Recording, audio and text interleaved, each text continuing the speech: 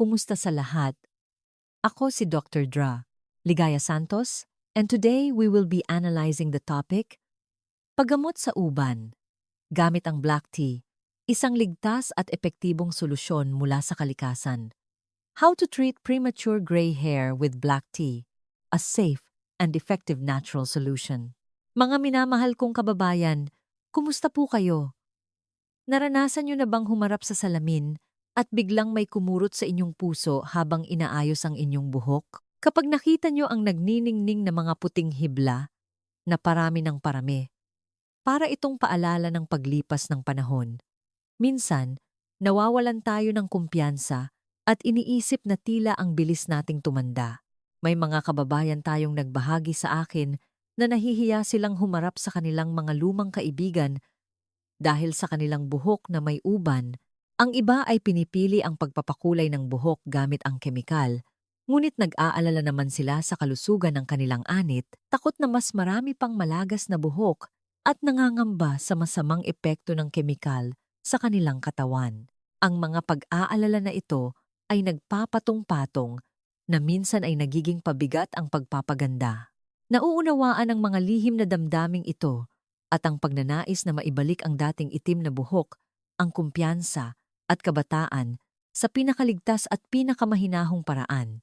Ngayon, ang Kenqua Toy ay maghahatid sa inyo ng isang mahalagang regalo mula sa kalikasan, isang solusyon na hindi magastos, madaling gawin sa bahay, at ang resulta ay tiyak na ikagugulat nyo. Ito ay ang paraan ng paggamot sa maagang pag-uban gamit ang black tea, na tumutulong upang maging itim, matibay, at ligtas ang buhok pagkatapos ng 7 araw lamang. Bago natin tuklasin ang kahangahangang sikretong ito, mangyaring bigyan nyo ang Kenqua Toy ng isang like at mag-subscribe sa channel. Ito ay libre, ngunit ito ay isang napakalaking inspirasyon para sa amin upang mas maghanap at magbahagi ng mas maraming mahahalagang kaalaman sa kalusugan sa inyong buong pamilya. Maraming salamat po.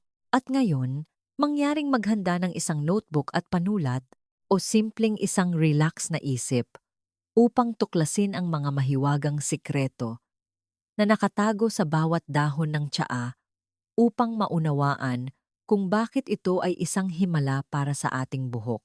Bahagi 1. Paglutas sa misteryo ng black tea. Bakit ito epektibo?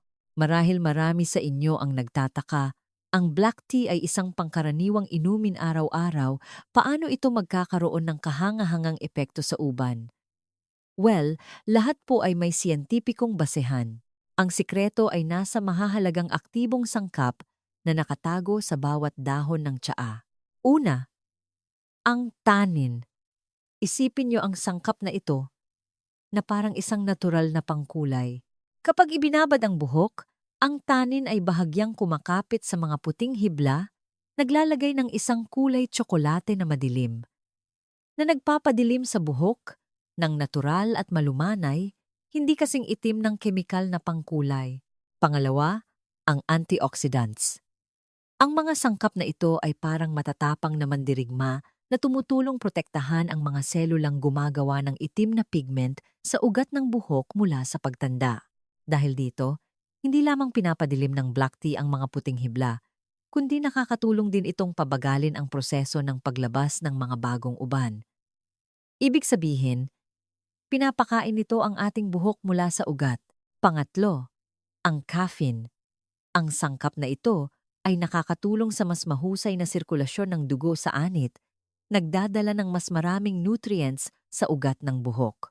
Dahil dito, nagiging matibay ang ating ugat ng buhok, nababawasan ang paglalagas, at pinasisigla pa ang mabilis at malusog na pagtubo ng mga bagong buhok. Kita niyo po? Sa black tea lamang, marami na tayong nakukuha. Ligtas na pinapadilim ang uban, pinipigilan ang bagong uban, nababawasan ang paglalagas, at pinasisigla pa ang pagtubo ng buhok. Kaya paano natin gagawing himala para sa buhok ang mga simpleng dahon ng tsaa? Ngayon na, nang hindi na kayo patatagalin pa, sabay-sabay nating tutuklasin ang pinakamahalagang bahagi, ang mga detalyadong formula na madaling gawin at madaling gamitin. Bahagi 2. 4 na gintong formula mula sa black tea. Formula 1, purong black tea hair wash. Ang pundasyon para sa itim na buhok. Ito po ang pinakapangunahing formula, ang pinakamahalagang hakbang para sa lahat ng iba pang pamamaraan. Kahit gaano pa kayo kaabala, dapat kayong magsimula sa formula na ito. Napakasimple lamang po. Mga sangkap, 4 na lamang na sachet ng black tea filter o humigit kumulang 50 gram ng dahon ng tsaa. Pumili ng purong black tea, walang halong pabango. 1 litro ng malinis na tubig. Paano gawin? Pakuluan ng 1 litro ng tubig. Kapag kumulo na, patayin ang apoy. Ilagay ang 4,006 na sachet ng tsaa sa kumukulong tubig. Takpan at ibabad ang tsaa ng hindi bababa sa 30 minuto hanggang 1 oras.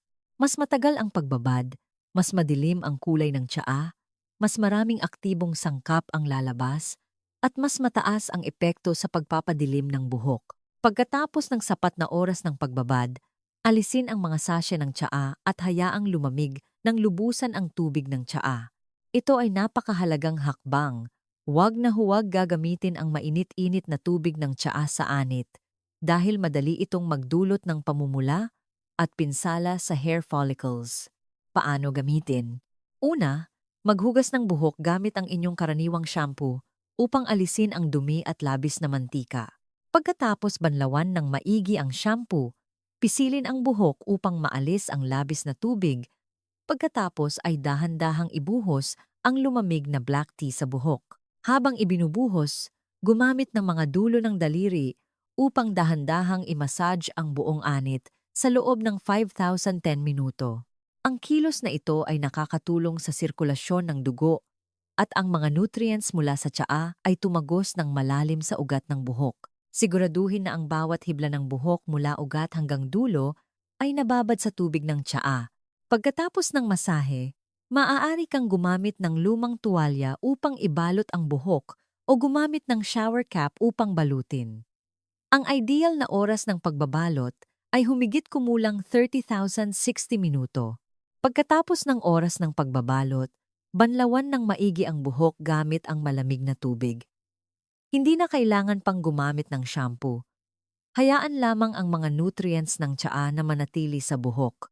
Patuloy na gawin ito 2 hanggang 3 beses sa isang linggo. Pagkatapos ng unang linggo pa lang, mapapansin nyo na ang mga puting hibla ay nagiging mas madilim, hindi na gaanong matingkad, at ang buhok ay nagiging mas malambot at makintab. Nakuha na natin ang pinakapangunahing sikreto, di ba? Napakasimple lamang, ngunit alam ko na iba-iba ang katawan ng bawat isa, at iba-iba rin ang problema sa buhok ng bawat isa. May mga kababayan na hindi lamang naiirita sa uban, kundi naiirita rin sa anit na madalas mangati o magkaroon ng balakubak.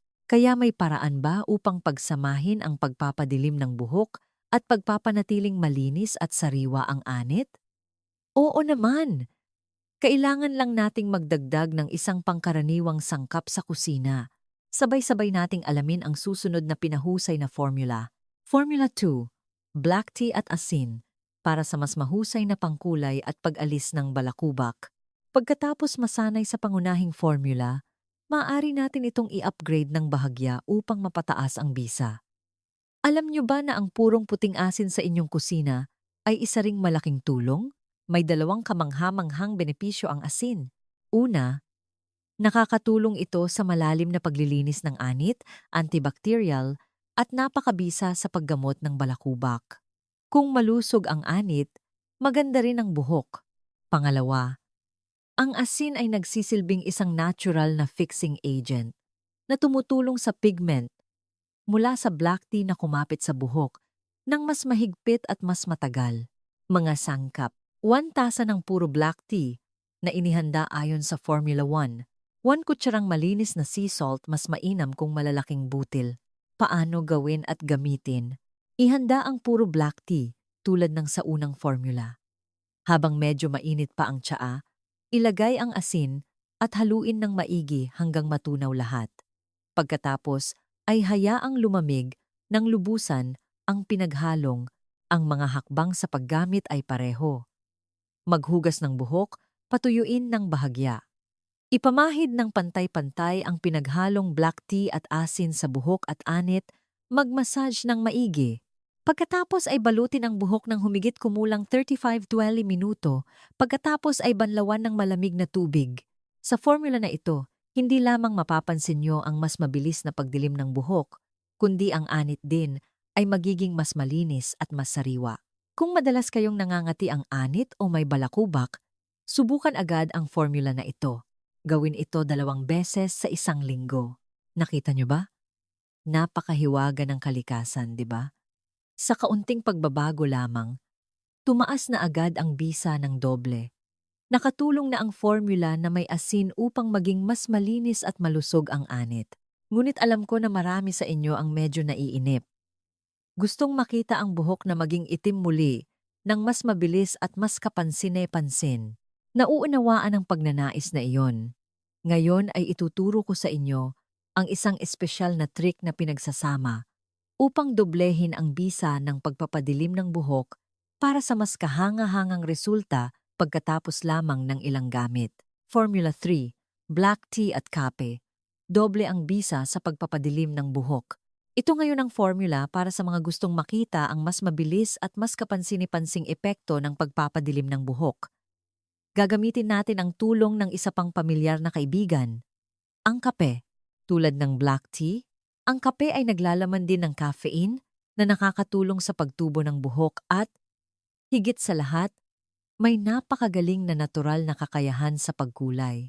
Kapag pinagsama ang dalawang sangkap na ito, magkakaroon tayo ng isang napakalakas na herbal hair dye, mga sangkap, 3 sachet ng black tea filter, 2 kutsarang purong kape, hindi hinaluan ng mais o soya, 700 ml ng kumukulong tubig. Paano? Gawin at gamitin. Ilagay ang mga sachet ng tsaa at kape sa isang malaking garapon o mangkok. Ibuhos ang 70 ml ng kumukulong tubig, haluin ng maigi, at takpan upang ibabad ng humigit kumulang 35 minuto upang lumabas ang lahat ng nutrients. Pagkatapos, gumamit ng malinis na tela o salaan upang salain ang pinaghalong, panatilihin lamang ang purong likido at hayaan itong lumamig ng lubusan. Ang paggamit ay eksaktong pareho sa mga nakaraang formula. Maghugas ng buhok, ipamahid ng pantay-pantay ang pinaghalong sa buhok, magmassage, pagkatapos ay balutin ang buhok ng 1 oras para sa pinakamagandang kulay, pagkatapos ay banlawan ng maigi gamit ang malamig na tubig. Pagkatapos gamitin ang formula na ito, hindi lamang magiging mas madilim ang buhok kundi magkakaroon din ito ng banayad na amoy ng kape na napakasarap. Subukan nyo at damhin ang pagkakaiba. Mas malakas ang formula na ito, kaya kailangan lang itong gamitin ng 1 hanggang 2 beses sa isang linggo. Napaka-relax ng pinagsamang amoy ng kape at tsaa, di ba? Ang formula na ito ay talagang nagbibigay ng napakagandang epekto ng pagkulay. Ngunit naniniwala ako na ang pinakamalaking pag-aalala ng marami sa inyo ay hindi lamang ang uban, kundi ang pangamba tungkol sa buhok na parami ng parami ang nalalagas tuwing nagsha-shampoo, tuwing umaga pagkagising. Kaya, mayroon bang isang komprehensibong solusyon?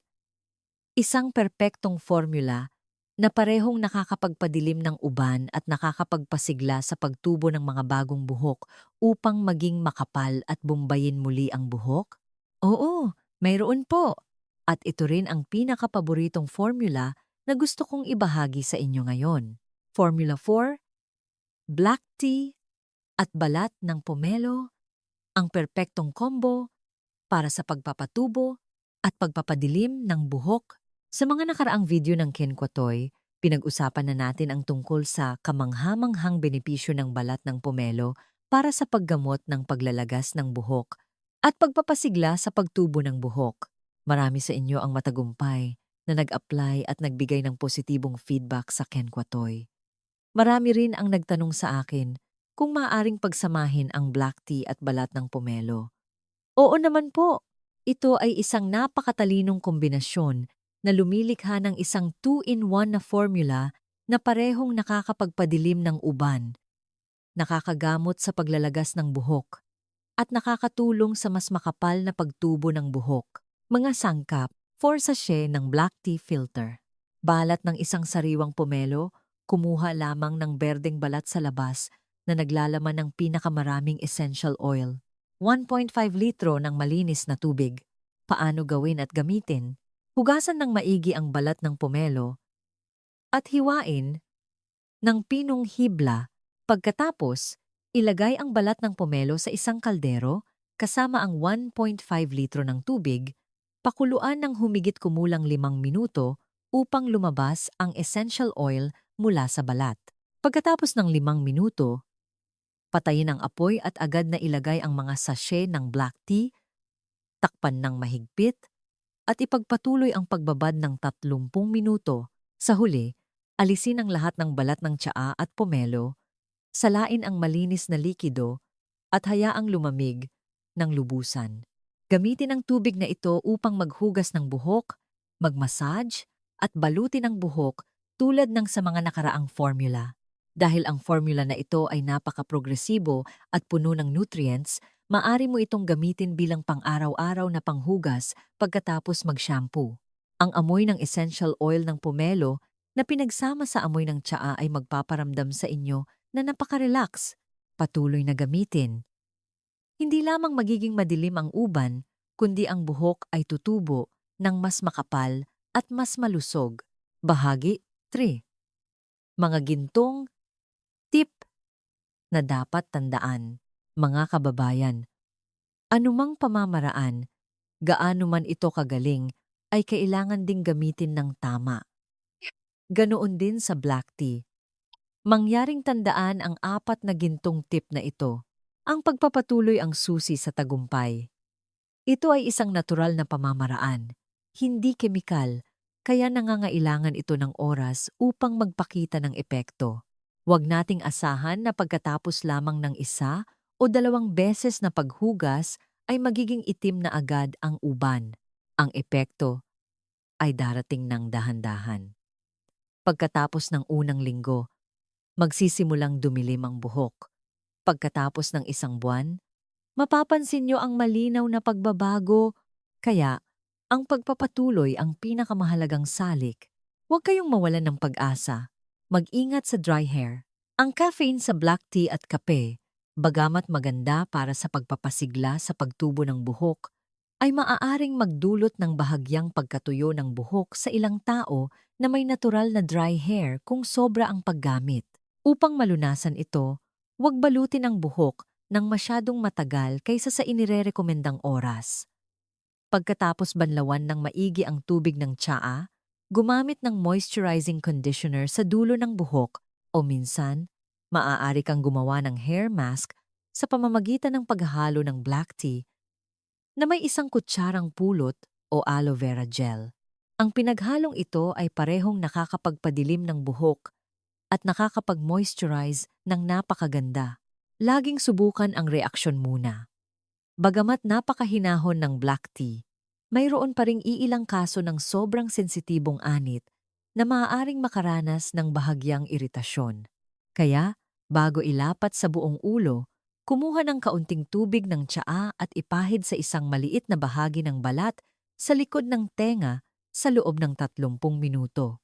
Kung walang senyales ng pamumula, pangangati, o pananakit, maaari kang gumamit ng may kumpiyansa.